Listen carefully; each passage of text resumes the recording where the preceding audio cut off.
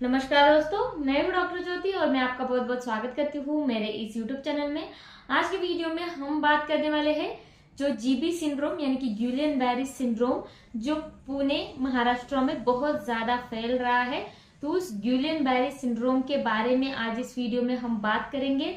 पुणे में अभी तक 102 मरीज जो है वो गुइलियन बैरी सिंड्रोम से संक्रमित है और उसमें से लगभग 15 मरीज जो है वो वेंटिलेटर पर है और एक मरीज की मौत हो चुकी है। तो ये जो गुइलियन बैरी सिंड्रोम है ये कैसे फैल रहा है, ये जो बीमारी है ये एक ऑटोइम्यून बीमारी है। ये बीमारी लाखों में एक पेशेंट को होती है, लेकिन पुणे में अब इस बीमारी के बारे में संख्या बहुत ज्यादा बढ़ रही है और ये एक चिंताजनक बात है। तो आज की वीडियो में हम बात करेंगे कि ये जो गुइलियन बैरी सिंड्रोम है ये क्यों होता है, इसका कारण मोस्टली क्या होगा और इसके लक्षण क्या होते हैं, और साथ ही में हम बात करेंगे इसकी ट्रीटमेंट क्या होती है और प्रिवेंशन कैसे करना चाहिए, कैसे इस वायरस को होने से हम बच सकते हैं। तो इसके बारे में डिटेल में जानकारी आपको इस वीडियो में मिलने वाली है। लेकिन इससे पहले अगर आप मेरे चैनल पर नए हैं और आपने मेरे यूट्यूब चैनल को अभी तक सब्सक्राइब नहीं किया हो तो प्लीज कर दीजिएगा। साथ ही में मेरे इंस्टाग्राम पेज को फॉलो कीजिए और फेसबुक पेज को लाइक कर दीजिएगा। अब हम बात करते हैं ये जो गुइलियन बैरी सिंड्रोम है ये क्या होता है। तो ये जो गुइलियन बैरी सिंड्रोम है ये ज्यादातर हम कहते हैं कि मांसपेशियों की बीमारी है।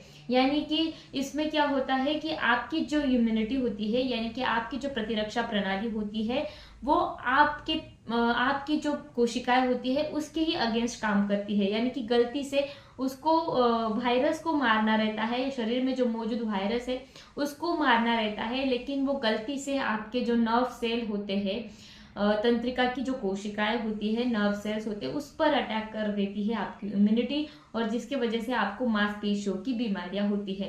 तो इसमें क्या होता है कि आपके हाथ पैरों की मांसपेशियां जो होती है वो कमजोर हो जाती है और साथ ही में धीरे धीरे चलने में आपको परेशानी जो है वो होती है।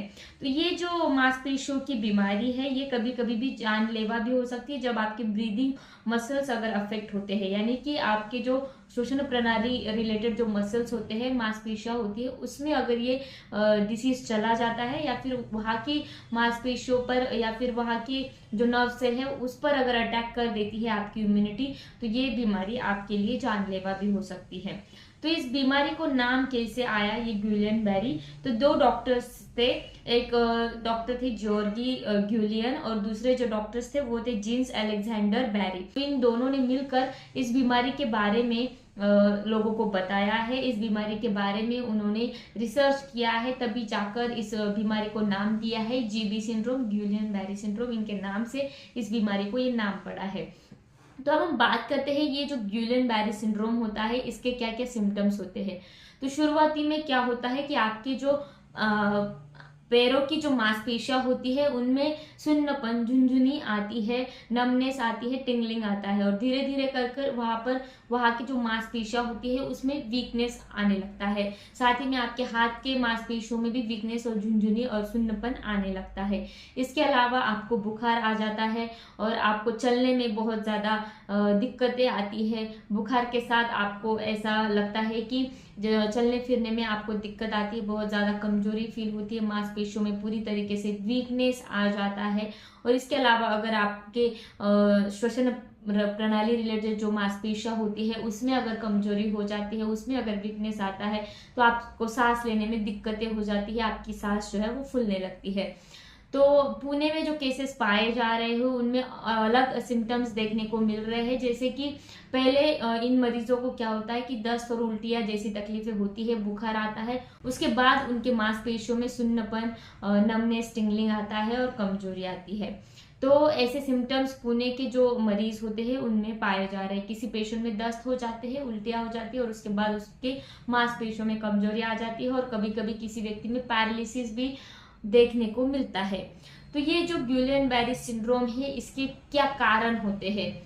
तो इसके कारण मोस्टली ऐसा होता है कि अगर आप किसी रिसेंट वायरल संक्रमण से जूझ रहे हैं, यानी कि आपको किसी भी प्रकार का वायरल संक्रमण होता है, जैसे कि आपको इन्फ्लुएंजा हो, झाइका वायरस हो, इप्स्टेन वायरस हो, साइटोमेगालो वायरस हो, ऐसे किसी भी तरह का वायरल संक्रमण अगर आपको होता है तो उसके बाद आपकी इम्यूनिटी उस वायरस के अगेंस्ट लड़ने का काम करती है और गलती से आपके नर्व सेल्स को मारने लगती है, तब ये जाके बीमारी आपको होती है। यानी कि आपके शरीर में ये इम्यून रिस्पॉन्स जो है वो बहुत ज्यादा हो जाता है और उसके वजह से आपको ये सारी परेशानियां होने लगती है। लेकिन पुणे में ज्यादातर अभी देखने को मिल रहा है, जो जांच की गई है वो देखने को मिल रहा है कि बैक्टीरिया की वजह से ये संक्रमण फैल रहा है और उस बैक्टीरिया का नाम है कैम्फिलोबैक्टर जेजुनी। ये जो कैम्फिलोबैक्टर जेजुनी है, जो मरीज जीबी सिंड्रोम से जूझ रहे हैं उनमें पाया जा रहा है। तो ये एक बैक्टीरियल संक्रमण की वजह से भी हो सकता है। तो ये अगर बैक्टीरियल संक्रमण से है तो ज्यादा फैलने के चांसेस हो सकते हैं। बात करते हैं ये जो गुइलेन बैरी सिंड्रोम होता है तो इसमें क्या क्या ट्रीटमेंट दिया जाता है। ट्रीटमेंट तो वैसे कुछ स्पेसिफिक नहीं होता है, जो भी सिम्टोमेटिक्स होते हैं, जो सिम्टम्स होते हैं उसके हिसाब से सिम्टोमेटिक ट्रीटमेंट दिया जाता है और इम्यूनोग्लोबुलिन नाम का जो प्लाज्मा थेरेपी होती है वो दिया जाता है।